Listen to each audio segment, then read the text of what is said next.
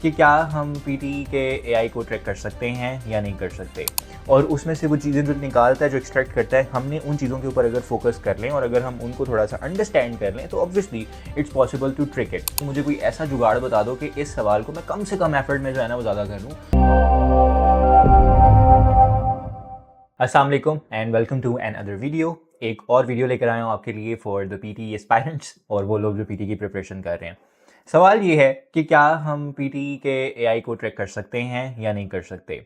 जो हम techniques use करते हैं, जो हम मेथड्स यूज़ करते हैं, क्या वो वाकई एप्लीकेबल हैं वहाँ पर या नहीं एप्लीकेबल हैं, और अगर हैं तो किस तरीके से, और अगर नहीं हैं तो क्यों नहीं हैं। तो मैं उन फैक्टर्स के ऊपर बात करने वाला हूँ आज के how can we actually trick the AI of the real exam, और जो पियर्सन वाले जिस एआई के ऊपर डिपेंडेंट हैं हम उसको किस तरह से समझ सकते हैं और उसको कैसे टैकल कर सकते हैं। चलिए स्टार्ट करते हैं। सबसे पहले तो मैं इस क्वेश्चन का आंसर करूँ कि is it really possible to trick the AI, तो obviously it is, because it works on a particular algorithm और उसके कुछ फैक्टर्स हैं जिनके ऊपर उसको कोड किया गया, जिसके ऊपर उसको उसको कह लो कि ट्रेन किया गया है इस एआई को, जिस डाटा के ऊपर, और उसमें से वो चीज़ें जो निकालता है, जो एक्सट्रैक्ट करता है, हमने उन चीज़ों के ऊपर अगर फोकस कर लें और अगर हम उनको थोड़ा सा अंडरस्टैंड कर लें तो obviously it's possible to trick it. अगला सवाल ये है कि is it something wrong, is it something unethical when we say that we are tricking the AI? It's not. What do we actually mean by this is that we are understanding how the system works and then we are working accordingly, we are working smartly. तो इसके अंदर थोड़ा सा difference है और हम जो हैं वो स्मार्टनेस की तरफ ज़्यादा इंक्लाइंड हैं, हम उस तरफ फॉल कर रहे हैं चूँकि हमें कम टाइम के अंदर ज़्यादा नंबर चाहिए, और इसमें कोई गलत बात नहीं है। अब सबसे पहली चीज़, जब भी आपने सिस्टम को समझना है, मैं इसको ट्रिक का बल्कि वर्ड हम ना साइड पे कर देते हैं, हम इसको समझने का वर्ड यूज़ कर लेते हैं कि आप सिस्टम को, लेट से आपने उसको अंडरस्टैंड करना है, क्या करोगे? सबसे पहले तो अपने साथ में एक कह लो कि रोड मैप रख लो कि ये वाले सवाल हैं जो कि पिलर्स हैं, जो कि बेसिक्स हैं। अगर मैंने ये नहीं किए तो मैं चाहे जो मर्जी करता रहूँ, मेरे नंबर उस तरह से इंक्रीज़ नहीं करेंगे। कुछ सवालों की इंपॉर्टेंस बहुत ज़्यादा है, कुछ सवालों की इंपॉर्टेंस थोड़ी सी कम है। मिसाल के तौर पे अगर हम देखें कि हमने आंसर शॉर्ट क्वेश्चन स्पीकिंग के अंदर अगर एक बंदा उसके ऊपर फोकस करी जाए कि यार मेरी जनरल नॉलेज नहीं ठीक है, मुझे सारे क्वेश्चंस पता होने चाहिए, वहाँ पे जो आएगा मैंने उसमें लेने हैं, अगर 3-4 नंबर आएंगे तो मुझे लाजमी उसमें से स्कोर करना है। और एक वही शख्स जो है वो लेट से रीड अलाउड के ऊपर थोड़ा सा निगलेक्ट कर ले खुद को, और कि ठीक है यार 70 भी आ रहे हैं तो सही है, मैं 80 तक की एफर्ट क्यों करूँ, वहाँ पे मेरे 70 भी आ गए सब में तो मैं बहुत अच्छा एक डिसेंट स्कोर कर लूँगा। But this is not how the thinking process should work like. बहुत सारे क्वेश्चन ऐसे हैं जिनकी ज़रूरत नहीं है बिल्कुल। मतलब मैंने अक्सर देखा है स्टूडेंट पूछते हैं कि यार हमें बता दें कि ये जो आंसर शॉर्ट क्वेश्चन है इसके लिए हम कहाँ से कंटेंट याद करें। जो एमसीक्यूज़ हैं सर उसमें तो नेगेटिव मार्किंग होती है मल्टीपल चॉइस मल्टीपल आंसर्स में, तो इससे कैसे बच सकते हैं? अच्छा जी, और रीडिंग के एमसीक्यूज़ वाली चीज़ आ जाती है, रीऑर्डर के ऊपर बहुत ज़्यादा लोग जो हैं वो बहुत ज़्यादा परेशान हो रहे होते हैं। तो देखें, इन सारी चीज़ों पे परेशान होने की बजाय अगर हम उस चीज़ के ऊपर ज़्यादा एफर्ट करेंगे जिसकी वेटेज भी ज़्यादा, जिसकी वैल्यू भी ज़्यादा, और उसे नहीं भागेंगे, कम टाइम में ज़्यादा हम उसको सॉल्व कर सकते हैं। मतलब मिसाल के तौर पे राइट फ्रॉम डिक्टेशन एक बहुत इंपॉर्टेंट क्वेश्चन है, हम सबको पता है, ठीक है, जितने भी स्टूडेंट प्रिपेयर करने आते हैं उनको भी पता है, लेकिन स्टूडेंट भागते हैं उससे और उसमें भी फिर ट्रिक्स ढूंढते हैं। देखें, हम ऑलरेडी एक ऐसा टेस्ट पिक कर रहे हैं जिसके अंदर हम ट्रिक्स की तरफ जा रहे हैं, जिसके अंदर हम टेम्पलेट्स की तरफ जा रहे हैं, जिसके अंदर हम सिंपलिसिटी की तरफ जा रहे हैं।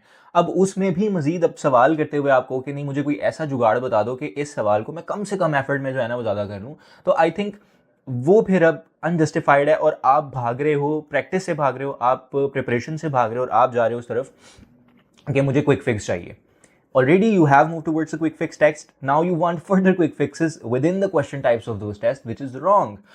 जब बात आती है राइट फ्रॉम डिक्टेशन की, you need a lot of practice on that. आपको सुनकर समझ आनी चाहिए कि वर्ड क्या है, वर्ड्स की तरतीब क्या है। अब उसमें लोग क्या कर रहे हैं कि जी, मैंने देखा है स्टूडेंट्स क्या कर रहे हैं कि एक 3-4 वर्ड्स पे किए, उसी वर्ड्स को बार बार यूज लिख के डिफरेंट स्पेलिंग्स के साथ तो वहाँ पे सबमिट करी जा रहे हैं, और एक ये थिंकिंग प्रोसेस ज़हन में आया हुआ है कि यार चलो जितने वर्ड्स पिक करेगा उसके नंबर तो देगा ना, मैंने मल्टीपल टाइम लिख दिया, इसमें से जो ठीक होगा वो पिक कर लेगा। मैं ये मानता हूँ कि ठीक है, एआई जो है वो इंसान की तरह काम नहीं करता, उसके कुछ क्विक फिक्स पैरामीटर्स हैं, उसने उन वर्ड्स के अगेंस्ट आपके आंसर को मैच करना है, पर इसका ये हरगिज़ मतलब नहीं है कि आप एक स्टूपिड तरीके से कोई आंसर उसके अंदर पेस्ट कर दें, पुट कर दें और आप कहें कि जी मेरे मैक्सिमम नंबर आ जाएंगे। नहीं आएंगे। आप एक सेंस के साथ चलो, मतलब एक प्रैक्टिस करो, कोशिश करो कि उसमें मैक्सिमम वर्ड्स पुट कर सको, एक पूरी लाइन को जो है वो वहाँ पे टाइप कर सको उसी तरतीब में जिसमें बोली गई है. In a worst case scenario, if you can't pick something, then you have to make a sentence out of the words that you have picked. This is something I always tell my students. Let's say तुमने 3 words pick किए हैं, उन 3 words का कोई ऐसा sentence बनाओ जो कि ग्रामेटिकली ठीक हो, जिसमें कोई ऐसी मुश्किल वोकैब का वर्ड ना आ जाए जिसके स्पेलिंग गलत होने के चांसेस हैं. एटलीस्ट वो जो एक प्रॉपर, एक जो रिटन में जब भी बात आती है ना रिटन की, उसमें ग्रामर जरूर इन्वॉल्व होती है. एटलीस्ट उस ग्रामर के नंबर तो आ रहे हैं ना, उस राइटिंग पोर्शन का कंट्रीब्यूशन तो कहीं ज़ाया नहीं ना हो रहा. चलो अगर कॉन्टेंट का थोड़ा सा ज़ाया हो भी रहा है तो but you are getting something out of it. But अगर आप 2-3 वर्ड हैं बार बार उसी को रिपीट कर दोगे तो ग्रामर तो गई. तो इस चीज को समझो कि जब हमने ये फाइनलाइज कर लिया कि कौन से पिलर्स हैं, उन पिलर्स के ऊपर जुगाड़ की तरफ मत जाओ, फिर आप एक अच्छे से उस टेस्ट को कैटर कर सकते हो. अब रीड अलाउड के अंदर हमें पता है कि हमने उसको स्किप नहीं करना, हमें पता है कि उसके अंदर फ्लुएंसी और प्रोनाउंसिएशन मैटर कर रही है और थोड़ी सी लाउडनेस उसके अंदर आ रही है. लेकिन लाउडनेस का ये हरगिज मतलब नहीं कि चिल्लाना शुरू कर दो. उसके अंदर जो है हमारे पास मुंह खोल के हमने बात करनी है, हमने मफल नहीं करना, हमने मम्बल नहीं करना उसके आगे सामने आके. माइक की पोजीशनिंग बहुत ज़्यादा मैटर करती है. अब देखो ये बहुत सारे फैक्टर्स हैं, इन सब को मैं यही कंसिडर करता हूँ कि we are understanding how the test really works and we are working for that, working towards that. तो ये पॉइंट है जब हम कहते हैं कि can we trick the AI और नॉट. So we can.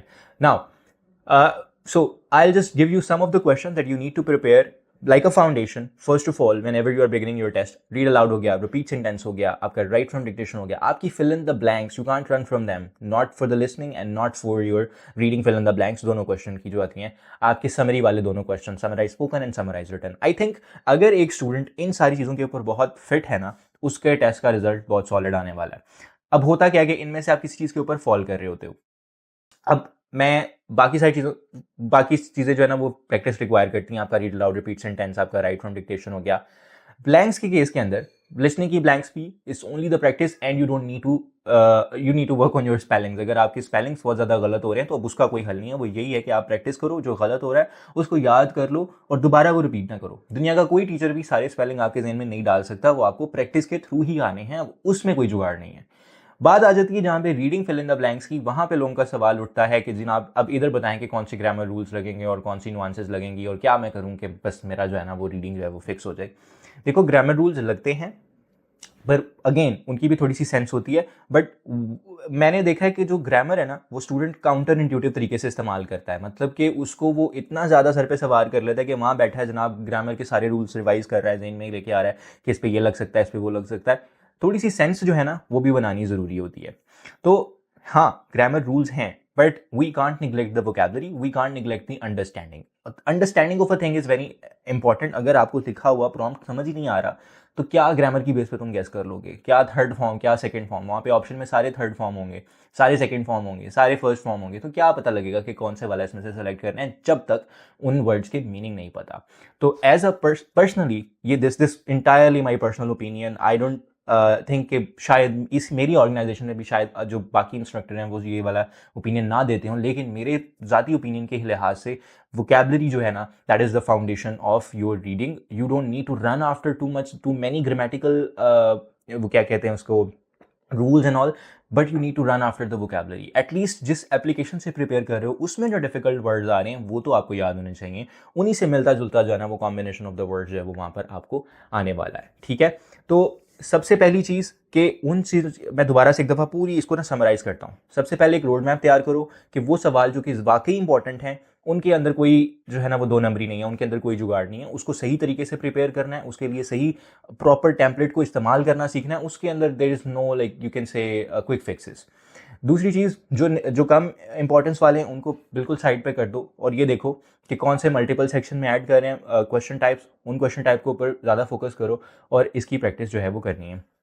सबसे ज़्यादा I think you need to practice in a real exam conditions. वो एक बहुत इंपॉर्टेंट फैक्टर है जो कि आपकी टेस्ट के अंदर कंट्रीब्यूट करता है. अगर हम लैपटॉप के ऊपर या मोबाइल के ऊपर प्रैक्टिस करने में बहुत ज़्यादा ईजी हैं, वहाँ जाकर हमें डेफिनेटली प्रॉब्लम आने वाला है. I always suggest the students के please do practice the full length mock test in the real exam condition, जहाँ आसपास आपके और स्टूडेंट्स बैठे हों, जहाँ आप हेडफोन लगा के कंप्यूटर के ऊपर टेस्ट दे रहे हो, आपको कीबोर्ड के साथ जो फेमिलियरिटी आ जाए, जो नॉर्मल हमारे पास कीबोर्ड होता है, not the keyboard of your laptop. ठीक है, तो ये तीन फैक्टर्स जो हैं, I think if you are incorporating with these 3 factors, you can do really well and you can trick the AI there and you can get the maximum out of the AI.